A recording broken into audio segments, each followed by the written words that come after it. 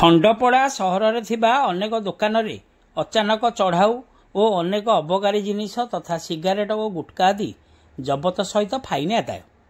ଆଜି ପୂର୍ବାହ୍ନରେ ନୟାଗଡ଼ ଜିଲ୍ଲା ଫୁଡ୍ ଡିପାର୍ଟମେଣ୍ଟର ଏକ ଟିମ୍ ଖଣ୍ଡପଡ଼ା ଅବକାରୀ ବିଭାଗ ଓ ଖଣ୍ଡପଡ଼ା ପୋଲିସ ସହାୟତାରେ ସହରରେ ଥିବା ଅନେକ ଦୋକାନଗୁଡ଼ିକରେ ଅଚାନକ ଚଢ଼ାଉ କରାଯାଇ ଅନେକ ପରିମାଣର ସିଗାରେଟ ଓ ଗୁଟ୍କା ଆଦି ଜବତ କରିଥିବା ସହିତ ଗୁଟ୍କା ସିଗାରେଟ ବିକ୍ରି କରୁଥିବା ଦୋକାନୀମାନଙ୍କଠାରୁ ଏଥିନିମନ୍ତେ ଫାଇନ୍ ଆଦାୟ କରାଯାଇଥିବା ଜଣାପଡ଼ିଛି।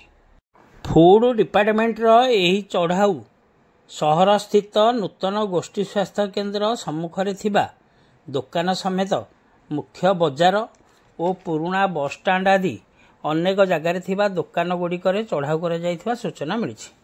ଗୋଟେ ପଟେ ଏହି ଚଢ଼ାଉ ଚାଲୁ ରହିଥିବା ବେଳେ ସହରରେ ଥିବା ଅଧିକାଂଶ ଦୋକାନ ଚଢ଼ାଉ ଭୟରେ ନିଜ ନିଜ ଦୋକାନଗୁଡ଼ିକୁ ଭୟରେ ବନ୍ଦ କରିଦେଇଥିବା ଦେଖିବାକୁ ମିଳିଛି।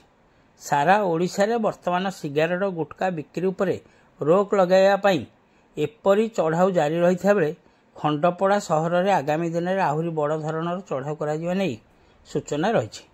ଏପରି ଚଢ଼ାଉକୁ ସହରର ବୁଦ୍ଧିଜୀବୀ ମହଲରେ ସ୍ୱାଗତଯୋଗ୍ୟ ପଦକ୍ଷେପ ବୋଲି ମତ ପ୍ରକାଶ ପାଇଛି। ତେବେ ଏହି ଚଢ଼ାଉକୁ ନେଇ ସହରର ଅନେକ ସ୍ଥାନରେ ମିଶ୍ରିତ ପ୍ରତିକ୍ରିୟା ପ୍ରକାଶ ପାଇଥିବା ବେଳେ ଏହି ଚଢ଼ାଉ ଆଗାମୀ ଦିନରେ ଦୋକାନୀମାନଙ୍କ ଉପରେ କି ପ୍ରଭାବ ପକାଉଛି ତାହା ଦେଖିବାକୁ ବାକି ରହିଲା। ଖଣ୍ଡପଡ଼ାରୁ ସନ୍ତୋଷ କୁମାର ସାହୁଙ୍କ ରିପୋର୍ଟ, ଖଣ୍ଡପଡ଼ା ଖବର।